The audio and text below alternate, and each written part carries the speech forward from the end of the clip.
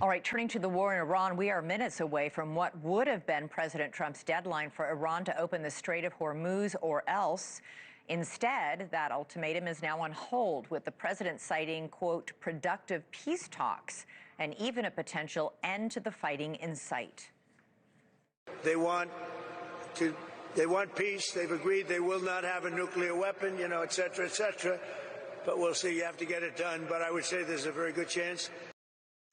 Iran is denying any direct talks with the U.S., calling it, quote, fake news. Either way, President Trump is now giving Iran until Friday to open the strait. The president threatened to bomb Iran's power plants if it continued blocking the shipping channel, which is critical to the world's oil supply. Just today, the International Energy Agency said that the oil crisis created by this war in Iran is worse than the two oil shocks of the 1970s combined. The reprieve President Trump granted Iran did calm some of the turmoil in the global markets today. Oil prices fell on the news of the deadline extension and word of peace talks. Stocks also surged amid hope the oil crunch could soon subside. But the head of the International Energy Agency warned today that even a quick end to the fighting will not mean a quick end to the energy crisis. Some of those Gulf state refineries, for example, will take months to get back to full operating capacity, and many others were damaged by the bombing campaign and will take years to repair. Even as President Trump talks of the potential for peace, there are signs Iran is on a different page entirely.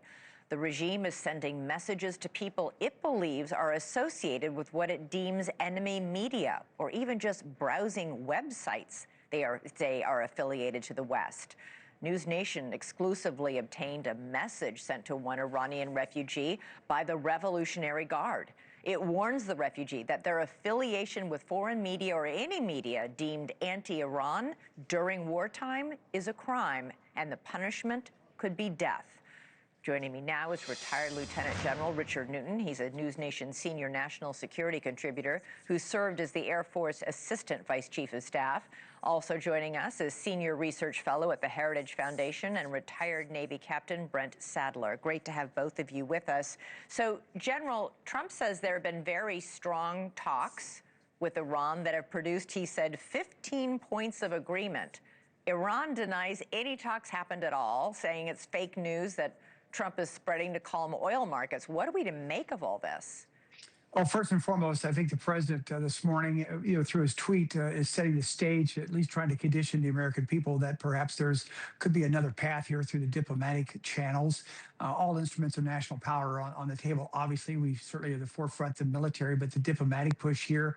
All eyes now are on Jared Kushner and perhaps Steve Witkoff, where they're going to be next. And my sources tell me that these talks could perhaps play out in Islamabad, Pakistan. Brent may have some insights on that as well. But I think what the president's trying to do here is to see if there are, based on certainly the United States conditions and Israel as well, if there could be a path here. And that's why he gave a pause to striking the Islamic Republic's their energy capabilities in terms of their production of their energy. But we'll see. I'm not going to hold my breath. However, you can't trust the Iranians. They'll cheat. They'll also try to delay. And frankly, I'm not sure who the administration is working with that's left in the organization chart with regard to the regime. But we'll see this play out. However, let's give diplomacy a hint of opportunity to perhaps rise, and that's all fair and well. Yeah, although, General, I should say there were reports that these are messages passed through intermediaries. There have been no direct talks at all between the U.S. and Iran. But, Captain, the general brings up a good point. Who are we going to even negotiate with? Because Trump was coy about who we would be even talking to in Iran. But there are reports in Israel that it's Mohammad Ghalibaf, who is the same person, he's with the parliament, Iranian parliament, it's the same person who threatened mass retaliation on energy facilities across the Middle East over the weekend in response to Trump's now postponed ultimatum. He's seen as both a hardliner but also pragmatic. How can you be both? Well, in the region, I think that's the only way you can be. It is a violent neighborhood. But I'd pick up on the general's comments. We don't know who the administration's talking to. And very clearly, the regime's been under a significant amount of stress. It's very likely there's fractures. I did want to, a comment that the president did make late last week did get my attention on this. A passing comment about increasing numbers of defectors or those reaching out to defect, as well as regime members trying to move cash and money out of the country. So this could be also an indication that there's elements starting to rise that want to basically end the fighting, but may not be speaking on the behalf of the entire regime, which could be an indication that a window is opening for the Iranian people, but that may be too optimistic at this stage. General, what does it tell you that it's not Mujtaba Khamenei that they're talking to, the supposed supreme leader?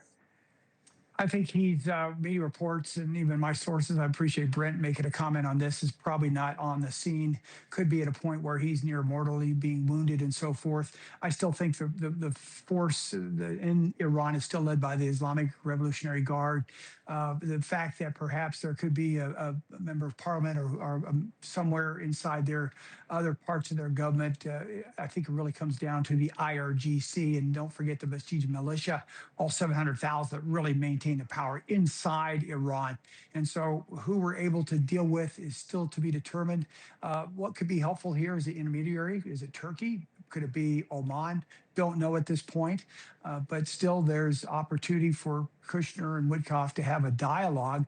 I wouldn't go into deep into a negotiated settlement of any kind. I still think the United States holds most of the cards here, along with Israel. I think we discuss with perhaps the future of the regime from a position of strength. However, they still have a punch. They still have some modicum of control with the Strait of Hormuz. We're going to endeavor to take the strait back and sustain our maritime, dominance there. But there's still a lot to be playing out here. But how? I mean, we're now into our fourth week of this war. That strait is closed except to Iranian oil tankers, and Iran is now getting, because President Trump lifted the sanctions, they're getting a lot of money based on the Iranian oil that they are allowing to flow through the Strait of Hormuz. All the other tankers are stopped. What is it going to take to get the Strait of Hormuz open, to get the price of oil to go back down, to get the flow of oil going through? Captain? Brent's got plenty. Brent's got plenty of General. experience in the CENTCOM. Let me just weigh in, please. And I'm going to turn to him. But it's going to take air power with A-10s and Apache helicopters. It's going to take certainly maritime dominance. I'm controlled about the sea mines and so forth. But we've got the best combatant commander, the most experienced, warrior leader there with Admiral Cooper, who used to command the Fifth Fleet. So Brent, over to you. But that's my 2 cents from a B-2 pilot's perspective. All right, you're up. Yeah, thank you. Thank you, General. And it's good that we have Admiral Cooper in there from his experience in the region. The point on the shipping, it's really a question of confidence. It's not that the Iranians have ever really effectively, from an operational perspective, shut the straits. It's insurance rates that have by 12-fold increased, and it's a confidence. And with the French sending a carrier strike group, it's already in the region. Perhaps other allies, a group of 7, maybe growing. That's the type of confidence that'll drive the oil prices down in what is a trickle now, beyond Chinese tankers going through, but what is a trickle to become a flood of shipping again. But this is not the time to relent. As the General said, the United States is in a position of strength.